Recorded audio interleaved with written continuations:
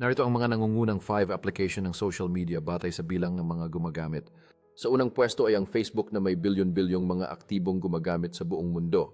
Kasunod nito ay ang YouTube, isang platform para sa pagbabahagi ng mga video na may milyon-milyong gumagamit araw-araw.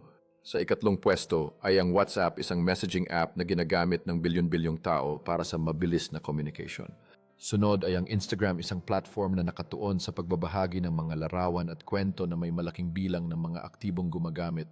At sa huli, ang TikTok, isang mabilis na lumalagong application para sa pagbabahagi ng mga maiikli at nakakaaliw na video, umaakit ng milyon-milyong gumagamit. Iyon ang mga nangungunang 5 social media app batay sa bilang ng mga gumagamit na patuloy na umuusbong at nagiging bahagi ng ating pangaraw-araw na buhay. Ang mga application na ito ay hindi lamang nag-uugnay sa atin kundi nagbibigay din ng espasyo para sa paglikha at pagbabahagi ng mga alaala. Kaya't sa ating paglalakbay sa social media, patuloy tayong natututo at lumalaki bilang isang komunidad. Habang nagbabahagi tayo ng mga kwento at karanasan, ang ating mga ugnayan ay lumalalim at nagiging mas makabuluhan.